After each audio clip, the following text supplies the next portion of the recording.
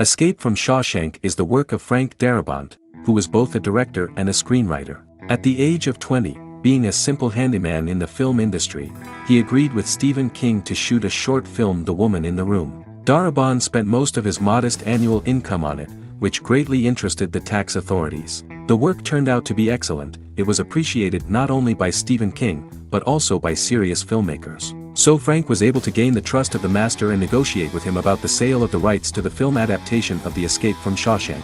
King, by the way, asked for a ridiculous amount of $5,000 for him. He never cashed the check, framed it, and returned it to Frank a few years later. Darabont wrote the script in just 8 weeks, and filming lasted about 3 months. The film is a film adaptation of Stephen King's novel Rita Hayworth and the Shawshank Rescue about banker Andy Dufresne, who was imprisoned on an unfair murder charge and managed to escape. The characteristic features of the style of the most filmed writer of our days are evident here. Brief and concise ideologies, clearly defined characters, archetypal characters, addressing the hidden fears and doubts of the audience, layering and life affirmation. It's all from King.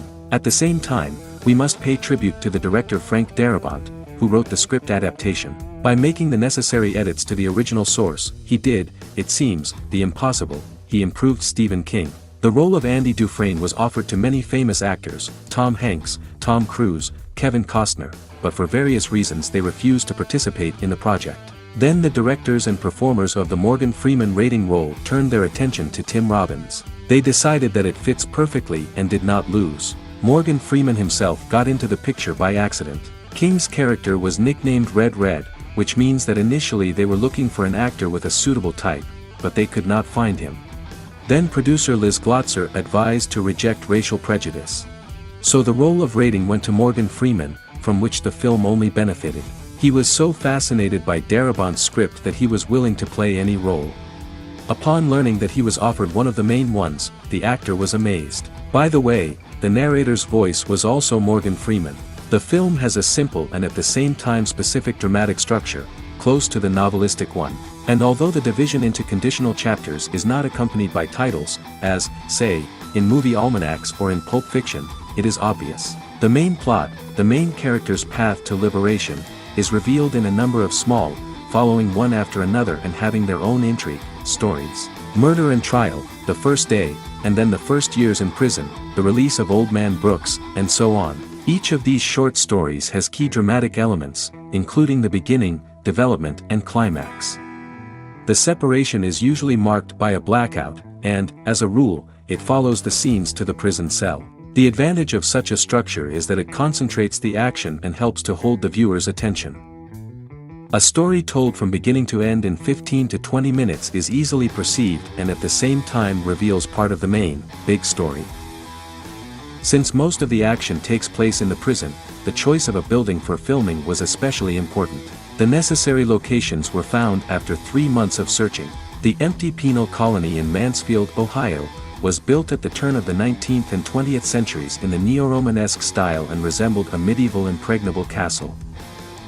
Despite the deplorable condition of the building, it was decided to spend most of the filming here, although a thorough restoration was needed, which took 2 months. Among the exceptions were the interiors of prison cells, approximate copies of which were built in the pavilion. Shooting on location is not like working in a studio, and the shooting schedule for The Escape from Shawshank was especially tough. The work was carried out for 15 to 18 hours a day, 6 days a week, 3 hot and humid months in the walls of the former penal colony. At the moment, the building and all the remaining decorations play the role of a landmark. However, in 1993, the remains of a correctional facility closed 3 years earlier due to the inhumane conditions of prisoners, according to Dickens' cameraman, were a very gloomy place. Robbins adds, the pain of thousands of people was literally felt in the air. On the site, among other things, former local prisoners worked, who told creepy stories similar to those described in the film.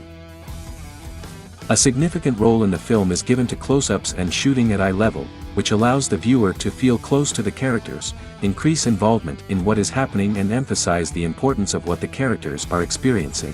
Inside the prison, the action usually takes place in semi-darkness, which reveals the state of captivity and alienation of the characters. When Andy Dufresne, played by Tim Robbins, manages to escape, he is illuminated by bright flashes of lightning, thereby marking his newfound freedom. By the way, the famous shot taken with the help of a crane, when Andy, washed by the rain, stretches his arms to the sky, could not have been in the film. It was improvised to somehow complete the escape episode. The planned scenes where the hero runs for a long time, gets on a train and so on were not filmed, as the group was out of schedule. Another impressive scene is also filmed using a crane when the security chief is about to throw Andy off the roof. The camera pans over the characters, showing at the same time the space of the roof and the courtyard, which allows the viewer to feel the danger that threatens Andy with particular acuteness. The effect is all the more successful if you are afraid of heights. In the film, by the way, smooth circular and semicircular panoramas are often used, which is a common technique for emphasizing the eternity of the plot or individual motifs.